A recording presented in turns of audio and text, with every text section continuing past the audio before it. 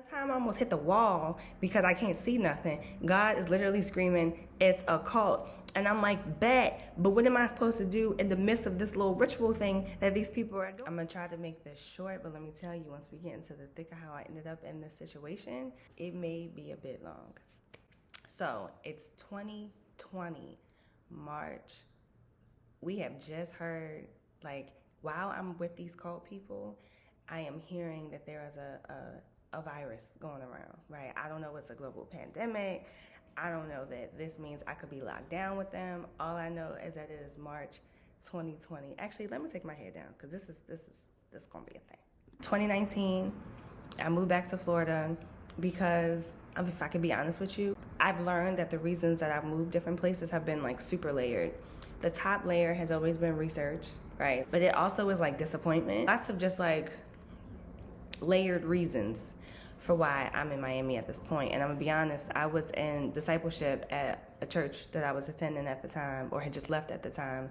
And my discipleship teacher, and I'm starting to question where her wise counsel comes from, but called me and told me, you're gonna move to Florida, you know, you're gonna do X, Y, and Z, and just kind of laid out my life as given to her by the Lord, so she said. And so, long story short, I'm in Florida, right?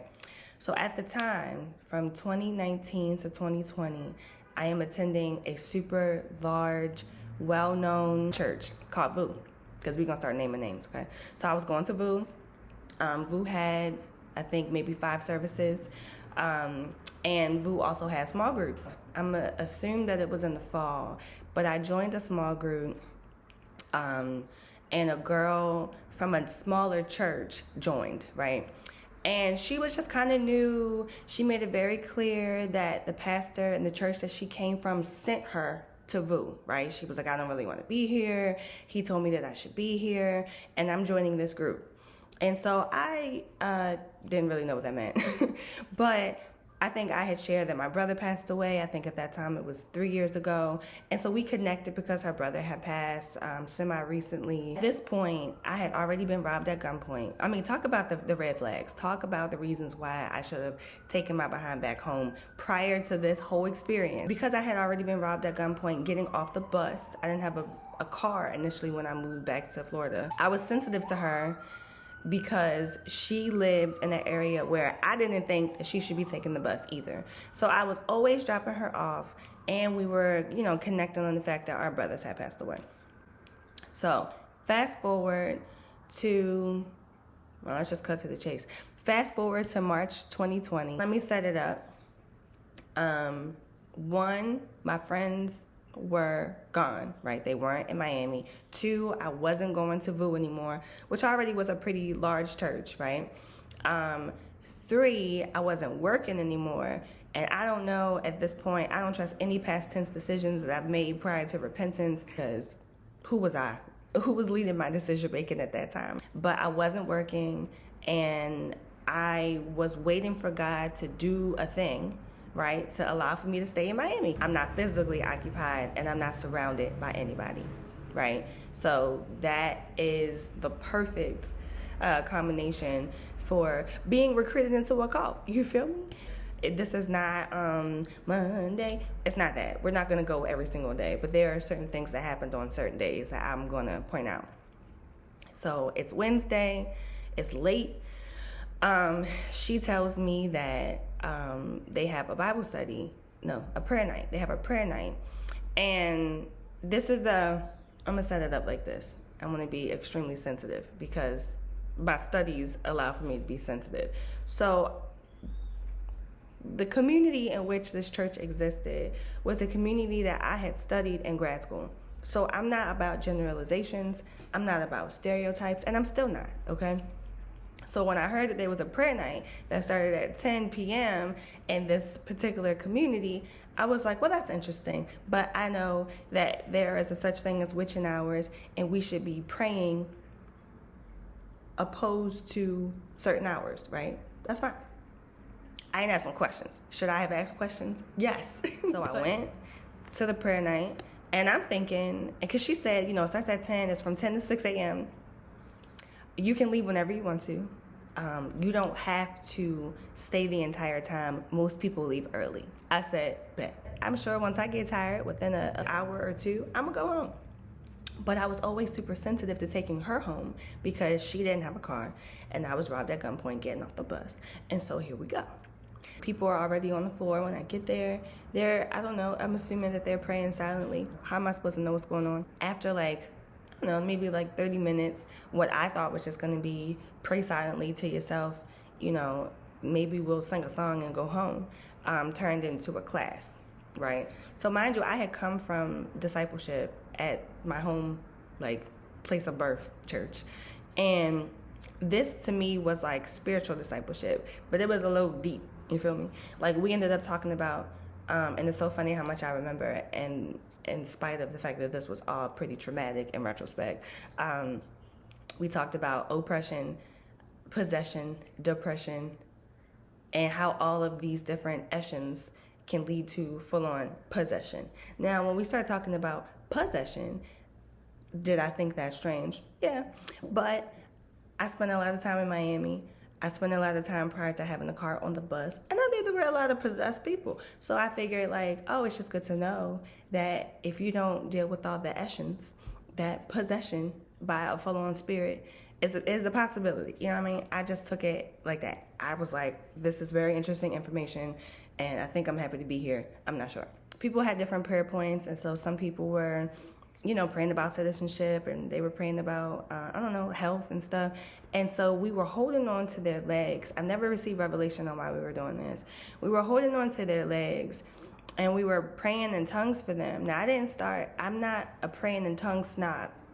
So I wasn't picking up on, like I did a whole 7 days after this occasion, that some people were just saying the same thing over and over again, right? And that's something caveat. That's something that we should pay attention to when these pastors be fake, praying in tongues or speaking in tongues in the middle of a good point that they think they made. But let's go back. And then the girl who invited me to this group, she was in a horrible car accident, and it was the night of her birthday. She and one of the friends who wasn't presently in Miami, we went right to the party, and the timing was weird. She didn't really show up at all. We didn't know where she was, and long story short, we found out at the end of the night that she was in a horrible accident. I believe airlifted to the hospital. It was a big deal. It was huge. While I'm in this space with this pastor wearing red, everything was red. Red was like the theme. And I'm really sensitive to colors because my brother gave me a book that randomly just encompassed colors. Because homegirl had brought me, she was back in his presence, right? And he made a point in a very cult leader way to make it clear to her that if she had not left his presence, though he sent her to Vous and sent other people to larger churches, had she not left his presence, this wouldn't have happened, right? And so there was this huge, at the time I didn't know the term gaslighting, there was a lot of gaslighting taking place. And she fell to a point of not repentance, but kind of confusion, right? And I don't know if this was just a game being played between he and her, or the group and her, or the group and him, or what. But all I knew was this is very awkward, because this is who sent me here, and now she's being reprimanded in front of these people. And I never did quite explain the age of the people that were around me. So everybody around me was in their early 20s. I think a couple were teenagers. The girl was in her early 20s, and I was 29. So, yeah. Okay, so that is Wednesday. Thursday goes by. I'm not connected to the group. But I am still working on this play that she's asking me to do some research for. But I did ask, and I can't remember when, sometime in between Thursday and Sunday, can I go to this church? Because remember, I said that I was tired of receiving milk from the larger church that I was attending. I was trying to get some meat. Fast forward to Sunday, I go to the church. It's the same church that we were in on Wednesday, right? It's in a Haitian community. And he the cult leader, because I can't call nobody no pastor, it ain't no pastor, but the cult leader is not preaching on this day, but he's peeping that I'm there, and he also has on a red shirt again, and I'm really picking up on this red. But like I said, I was in the habit of identifying red flags, but I was just collecting them. I wasn't making decisions. I just was like, there's something to this, right? And so he's in the front row. He's looking to make sure that I'm there. Can't remember how he calls the girl who had invited me to all of this to the altar, but she's on her knees, and now she is worshiping God, but really she is worshiping him, because it was like a guilt worship. Because mind you, she is worshiping based on the fact that she was told that had she not disobeyed him and left the church, though he sent her out, maybe for a time period, and maybe she stayed longer, I don't know. But he's telling her that if you had not left the church, you wouldn't have been in that horrible accident. You wouldn't have almost died. But I'm not. I'm collecting flags. I am not doing anything with my 2 feet or with my brain to remove myself from the flags. Discernment is something that I use to say, I saw that, versus saying, I need to get away from this, right? So I'm just trying to help somebody else. So it's Monday, we're at the same church, right? So I've been at this church 3 times, and we're at the same place that we were on Wednesday, not where we worshiped on Sunday, and we are preparing for this play, right? So mind you, I'm sensitive about dropping her off to her house because of what happened to me.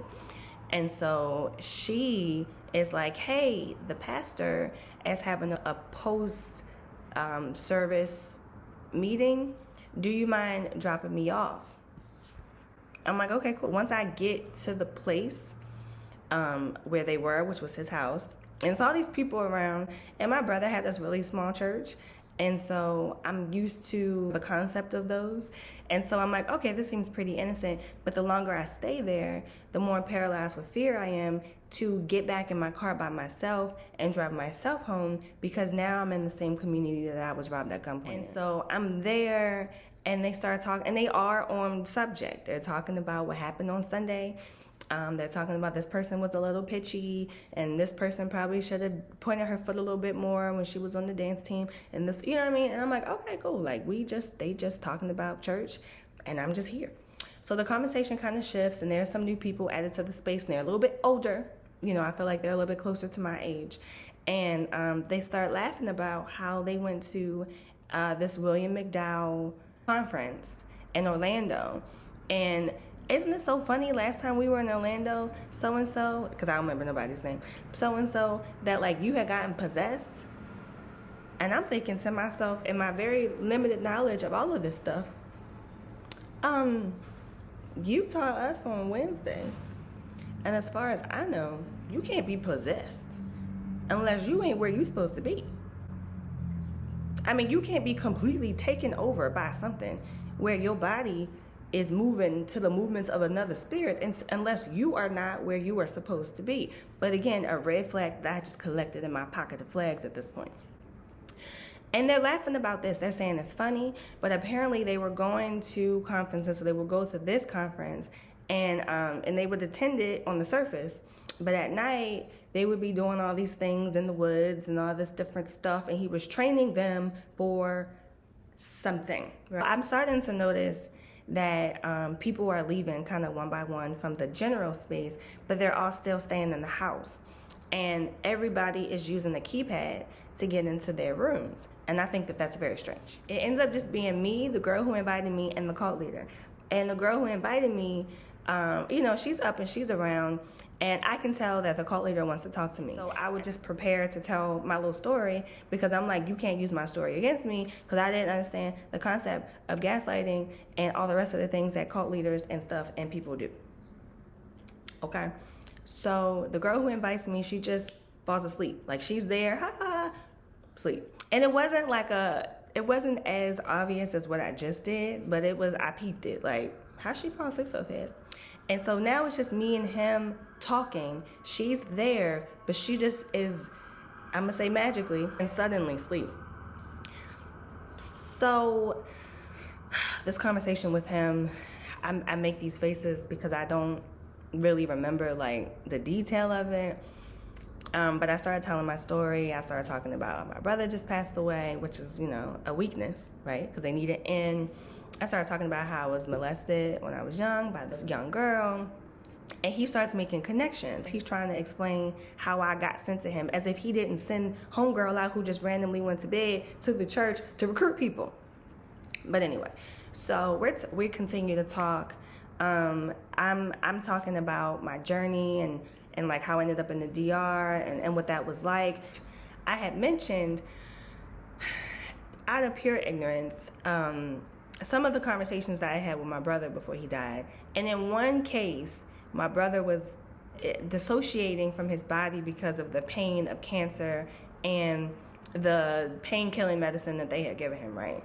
And so my brother would tell me about different out-of-body, I'll say, experiences that he had had. And I had never heard anything like that, but I believed him, because this is his experience. He's dying. He doesn't really have time to be lying to me. And so the cult leader said, and this ties to what happened the last day, the cult leader said, "Oh, that's dangerous. Your brother was astral projecting, and that's illegal, like illegal spiritually." And I kept that because I knew from the book that my brother had actually given me while he was still alive, that astral projection was in the book. And I knew that astral projection was witchcraft. Keep that in your front pocket. I'll talk about the supernatural things that happened in the midst of this conversation because the details of it are gone. So he's sitting in front of me, I believe, on the floor. I'm sitting on the couch, and behind his head is this like pulsating light, right? And this is it's a supernatural thing. And I had started to see pulsating lights around the time that my brother died, and I didn't, I'm just like, I don't know what that is.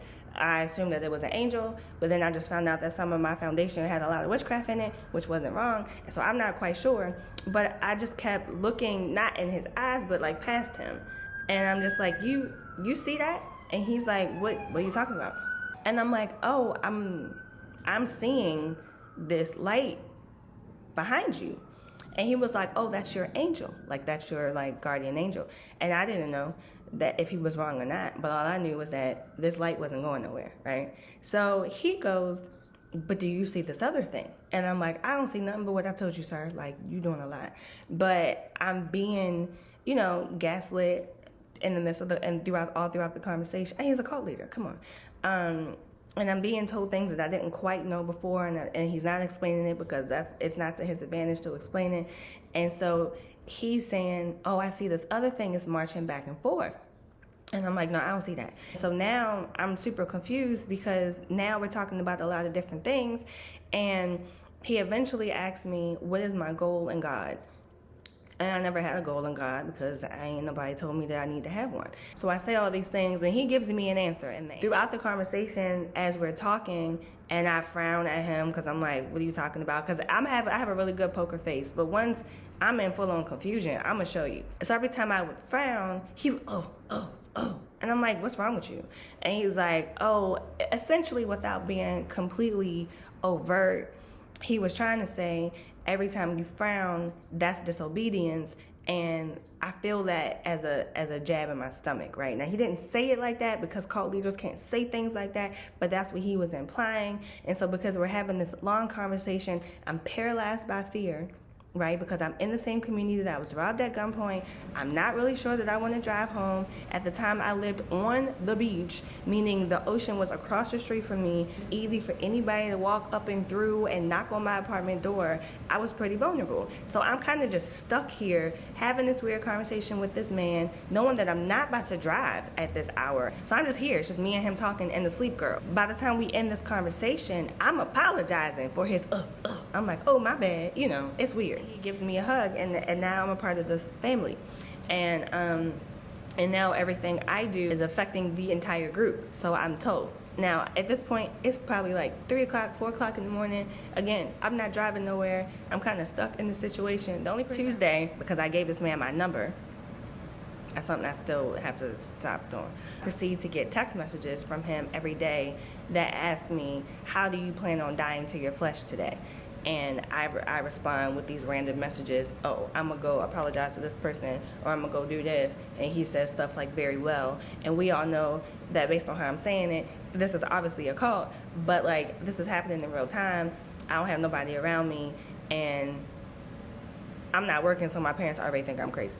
And now it's Wednesday. If this is the part that's worth watching, because this is the day that the Lord literally said in my ear loudly, this is a cult. Wednesday, I remember like it happened yesterday, okay? And mind you, I just met these people on Wednesday. Apparently, these Wednesday occurrences, this is a ministry under their church. And this is the final session of this ministry in which they are going to do something big. And so I don't know what that means. I'm starting to look around me. It's a different group, not a different, completely different group, but it's a more robust group than the previous Wednesday. So we're up in the upper room, and there's a girl. I need to acknowledge how God works, who wasn't there last time, and she's older than me. She's like 30-something. Because you know how cults work. Everybody's pretty much young. Their brains haven't quite formed yet, and blah, blah, blah. But she's like 30-something. And I don't know if she was already in the ministry or if she was just like attending every other session, but homegirl was here today. The cult leader starts off this session by telling everybody, this is Danielle, she has joined the group, and so now everything that she does out of obedience or disobedience affects the rest of us. And my silly behind believed it, because I didn't know. I don't know nothing about this. He wants to go downstairs to the larger space, and I could tell that he wanted to go downstairs because they had more space. So we all go downstairs, there's all this space, we're sitting around, now we're in like the sanctuary, and he's teaching about prophets, right? And my ear is super sharp right now. Right, my discernment is doing what it's supposed to do. Now, did it tell me not to show up? I didn't hear that, but it's starting to tell me what's going on, right? And so he would say something, and Holy Spirit would be like, nah. The whole time internally, I'm just like, that's a lie, that's a lie, that's a lie, that's kind of true, that's a lie, right? Now, this girl who's like 30-something, I think she said she was Nigerian, and she just won't stop. She is saying all the things that I need to know before the Lord finally tells me that this is a cult, right? And I kept looking at her like, girl, I don't know who sent you here, but I see you. And so we get to this point in the night where after, there's like this sugar high break or sugar break. I'm not leaving in the middle of the night. Like, crippled by this level of fear, right? This PTSD. I didn't go to anybody when I got robbed at gunpoint in the same area that I was in currently. So I'm just here. And he knew that. And so he pulls out this huge whiteboard, or his wife does, or somebody does. And he starts asking the kids, I say kids because everybody was pretty young, what they want to see, right? And so they're like, I want to see angels. I want to see fruit. I want to see galaxies. And I'm thinking to myself, what the heck are we talking about? So they asked me, what do you want? I don't want to see nothing. I don't quite understand what's going on here. Now, I didn't say this, but internally, I'm not freaking out because I'm here, but I'm also like, see what? They come up with a list of 21 things that they would like to see after he lies to them about prophecy, right? They turn off the lights. This esoteric prayer music comes on, and people start praying in tongues. Now, that's what we did last week. We prayed in tongues. We touched people's legs, and we prayed over them and their situations and stuff. So I'm like, oh, I can do this. I can pray in tongues. So at this point, I'm starting to listen to people's tongues, and this boy is just saying the same thing over and over again. Not the same phrase or the same series of words. No, the same word over and over again. And I'm like, that's not tongues. And I'm noticing that people have their eyes closed in the dark, and there's chairs, but nobody's running in the chairs. And I'm like, I'm sorry, I almost hit the wall. Like, I can't see. You know what I mean? I can't do this with my eyes closed. I don't know how you people are zigzagging in and out of chairs and stuff with your eyes closed, not running into nothing. So already I'm just like, okay. So by the time I almost hit the wall because I can't see nothing, God is literally screaming, it's a cult. And I'm like, bet, but what am I supposed to do in the midst of this little ritual thing that these people are doing? I can't run out and escape. And so I'm like, wow, we here. We are here. So people around me, this is after God told me this is a cult, are starting to throw up. And I'm watching because my eyes are open, because I am not like the rest of these people who can not hit things with my eyes closed. I'm watching these people spray Lysol, the wife in particular, spray Lysol over the areas that these kids threw up in and just put a paper towel over it and call it a day. And I'm like, that's disgusting, okay? And I remembered the conversation that I had with the dude on Monday about astral projection. And I was like, I know that these people are not where they belong, hence the conversation about the girl being possessed, because obviously she wasn't where she needed to be, which was inside of her own body. Yeah, if you've never heard of any of this stuff, I'm sorry. You probably should read instead of Googling this. There is a wonderful book that I mentioned called Soak Into My Love, My Bride. She talks about it. It's in the book. It's a great story. Don't go Googling this. I would prefer you learn about this from a Christian context versus ending up, accidentally being a witch because you think this is cool, because it's not. Okay, so the cult leader is guiding people through this process. And let me tell you where Danielle is. Danielle is here in her right mind. Right mind light. Okay? I'm where I belong. Okay? I don't see nothing. I'm not trying to see nothing. But I was having extreme back pains because I'm praying in tongues super hard and super loud as directed. And people are going somewhere that I'm not going. It took me about a nanosecond to realize I don't want to go. He realizes that I have not gone anywhere. And so he tries to impart something by putting his hand on my stomach.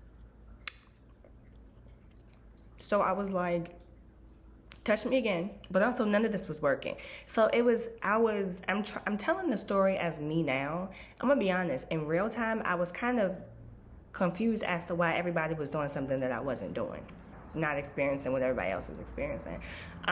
So eventually, I get down on the ground. This is like, he's telling people that we're in the Holy of Holies, that they can see the seraphim. People are falling out, they're crying, they're seeing this, they're seeing that. I ain't seeing nothing.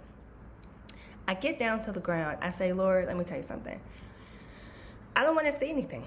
If anything, I would like to see an angel so that I know that I am not in this weird situation by myself. I close my eyes. I start to see like a light. But then I realized that the greater lights had come on, like the lights in the room. And so I ain't really see nothing at all. And so we all go back to the little circle. I can't tell you how long that was. Maybe like an hour and some change. I don't know. Now one girl, the same girl that they said was possessed at the conference in Orlando, she slumped over. She has not come back to herself. Clearly she does this, and she just don't return. Okay, so they were like, oh, just leave her there. The cult leader's brother, he sleep. Like he was just like, I'm here so I don't get fined. And so I come back to the group, and everybody is telling their heart-wrenching, I saw the throne of the Lord, and and I'm fully aware as to what this is at this point. I'm aware it's a cult. God told me it's a cult. I'm aware I ain't supposed to be going nowhere I ain't supposed to go. I'm aware that this is very disgusting. There's throw up all over this floor. I'm aware that these people have completely lost their minds, and it's almost time for me to go home. So the cult leader is starting to realize that I know that he knows that I know what this is. And he says, well, what did you see? And I was like, oh, I saw a light. And he was like, well, why didn't you engage with the light? That was an angel. And somebody was like, she didn't know to engage with the light. Cut her some slack, because that person probably also knew that I knew what was going on. So I leave. Finally, the sun is welling up more than it was the last Wednesday. And now I know that we in some trouble, because they know I know what's up. And so I sit in the car with one of the guys who actually also went to VU. I don't know if I didn't start paying attention to who went where, if he left his body or not. But all I know is he didn't fully understand any of this. He didn't understand that he was sent to VU. He didn't understand that he partook in a whole astral projection ritual. He didn't understand any of that. But all I knew was that I gotta get as far away from these people as I possibly can. And at the same time, the whole day was fuzzy. Fuzzy, fuzzy, fuzzy, fuzzy. The whole day was fuzzy. He sent me the daily text at this point, asking me how it's going down in my flesh. And I don't think I responded because I'm like, this is wild.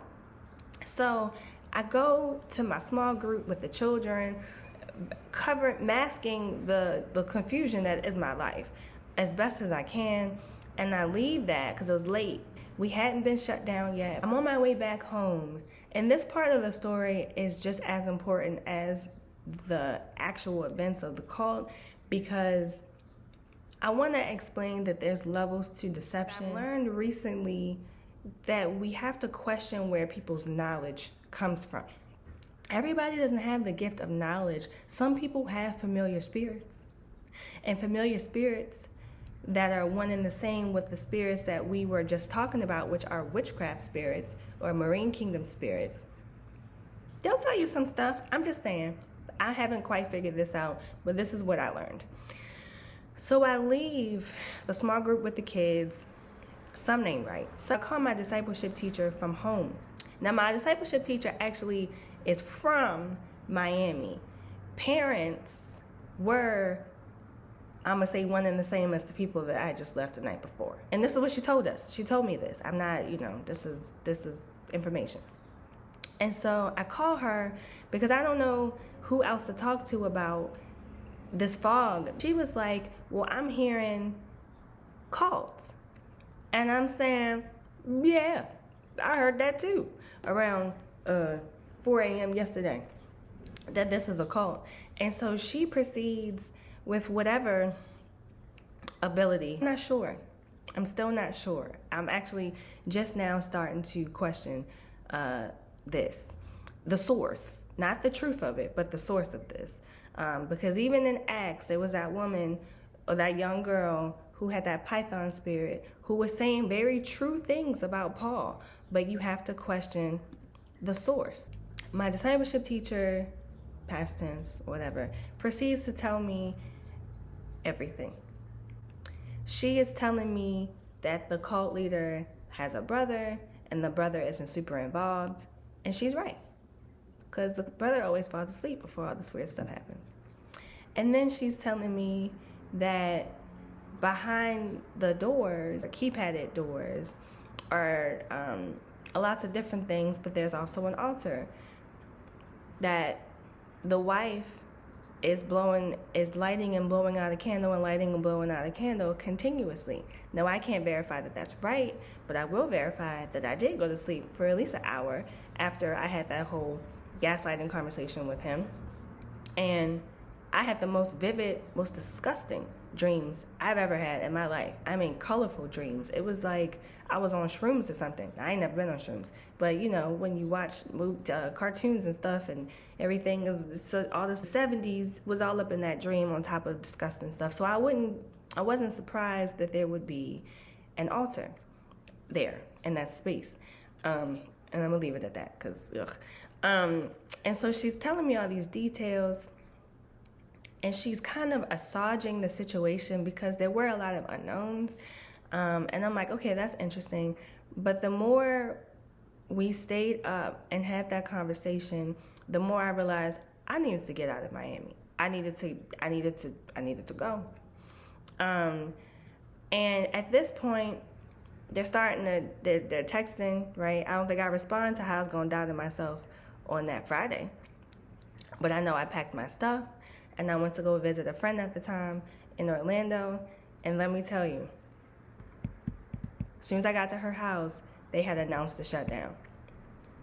And I just could only thank God for the fact that that shutdown did not take place when I was still in the county of Miami-Dade, because these people knew where I lived, because the girl who invited me knew where I lived, and blah, blah, blah. I learned that discernment is not the difference between right and wrong, but right and almost right.